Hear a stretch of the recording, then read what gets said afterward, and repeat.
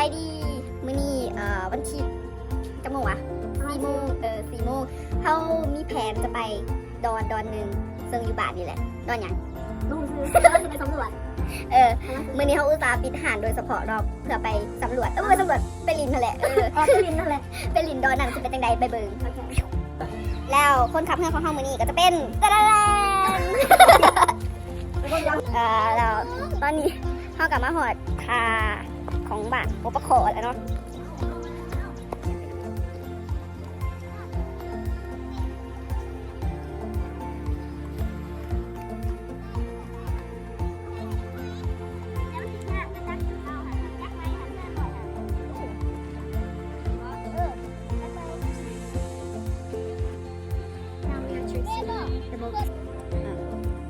Okay, so now we are about to start from the village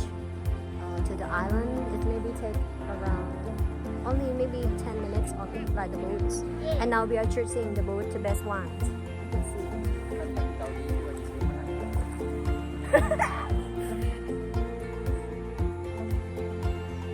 This is very outside.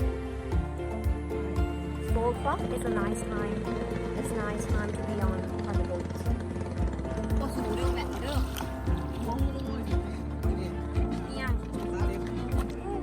ตอนนี้เขากำลังเริ่มออกจากทาเนาะ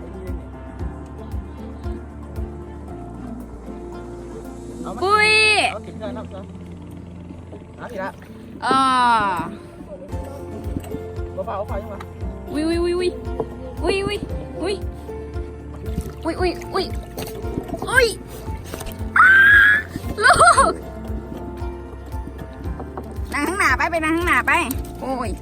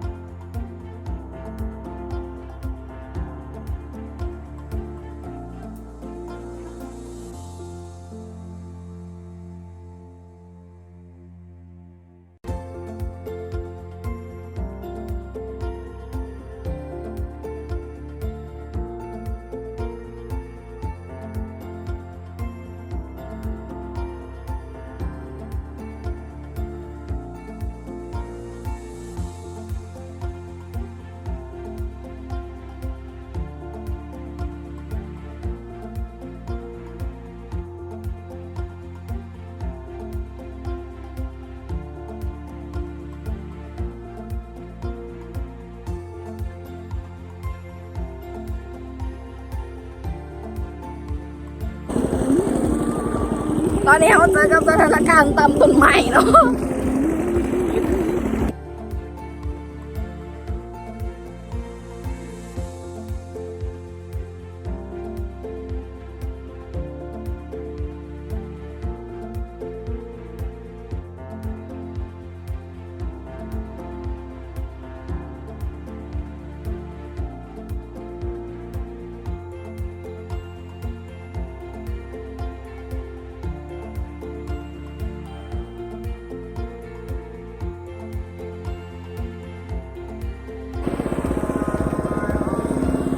ตอนนี้เหือบติดหิน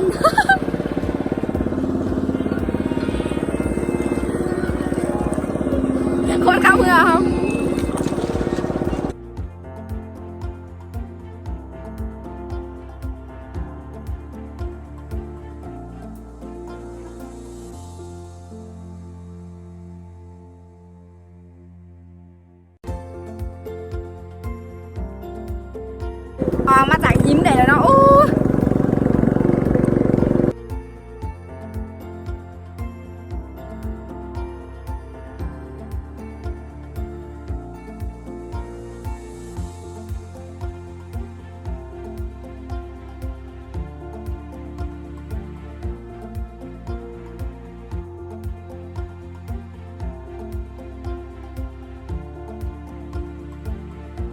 ตอนนี้เขาก็หอดจุดหมุ่งไม้เนาะเหมือนจุดเหมือนจุดหมุ่งไม้โดยยังวะ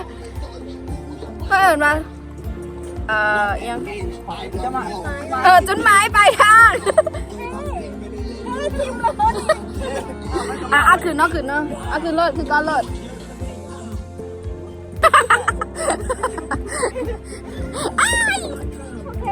โอ้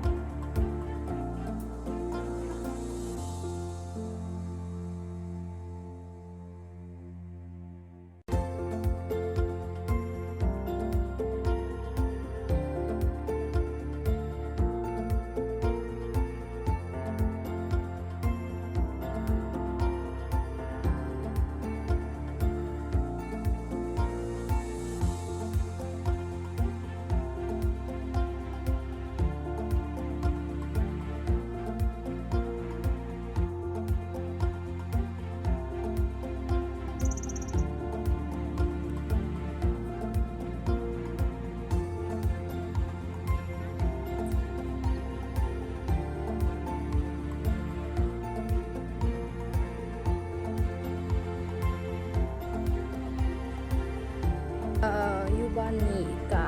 จะเป็นบอนที่สวยงาม คิดว่างามสุดๆแหละสำหรับบ้านคน เขาก็คิดว่ามันงามดีเนาะแต่ว่าสำหรับคนภายนอกอหยังเขาก็ยังบ่ทันหูแต่สำหรับคนในบ้านเฮาหรือว่าบ้านไกลเคียงอย่างนะเขาก็จะหูว่ามีบ่อนนี่แล้วแบบเขาก็จะมาลินลายอย่างนั้นนะแต่คนอยู่ในเมืองบางเทื่อเขาอาจจะอาจจะเห็นว่าเป็นเกาะเป็นดอนอหยังแต่ก็อาจจะบ่เคยเข้ามาในนี่เนาะและบางเทื่อก็อยากเซิร์นมากเนาะกับบ้านพบขเนาะเมืองจับปาสักแขวงจับปาสัก ส่วนนี้สีน้ำของสีใสเนาะคล้ายๆคือน้ำบาลากูอยู่วังเวียงเบิ่ง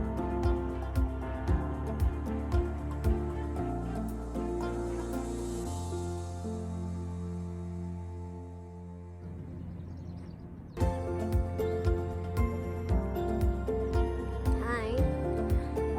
So here I think this is we can call unseen places. This not well for the local people, but I think the others they don't know. Here is very beautiful. You can see. It's a very big rock and it's no calm for only dry season. It's very nice for picnic. And now the time is around 5, so sunset's here. You can see sunsets here. The weather is nice also, so you can visit, especially for dry season. I suggest you to come. You can come for a recover here. It's called Mopakal.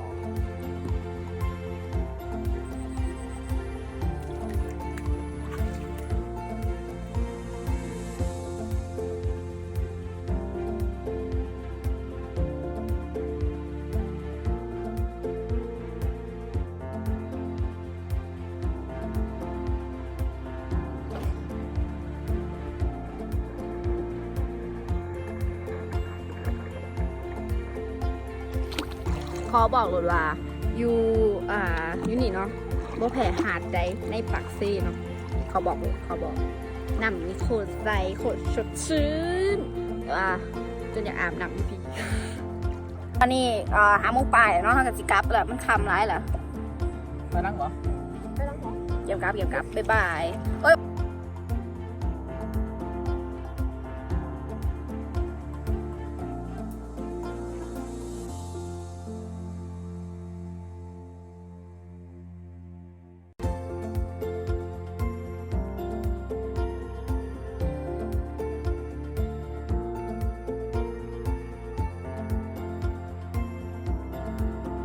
ออกแล้ว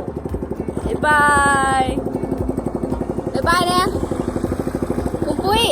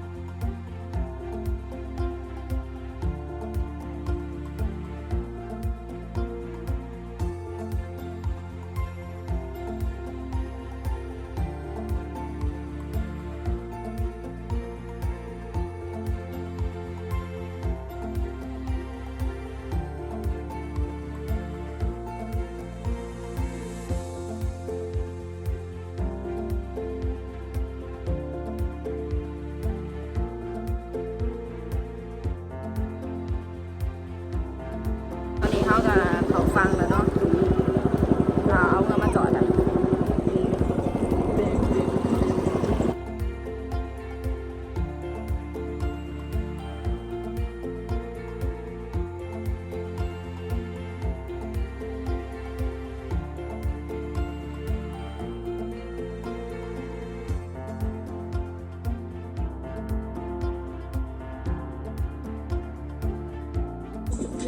รู้สึกจังใดใหญ่ อ๋อบ่ฮู้ว่า อ้าว มันก็ม่วน โอ้ ดี รู้สึกอธิบายบ่ออก มันก็มันก็ม่วนนั่นก็บ่เคยบ่ได้เห็นสถานที่แบบนี้นะก็ถ่ายรูปก็งามเลยว่ะโอเค thank you for the trip ขอบใจคนขับเรือเนาะ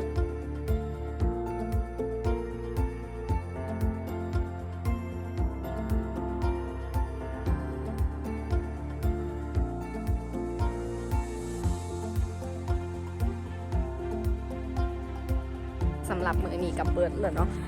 เราเฮากับกำลังสิกลับเพื่อนกลับบ้านกลับซอง โอเค บ๊ายบาย คลิปหน้าเจอกันใหม่ยู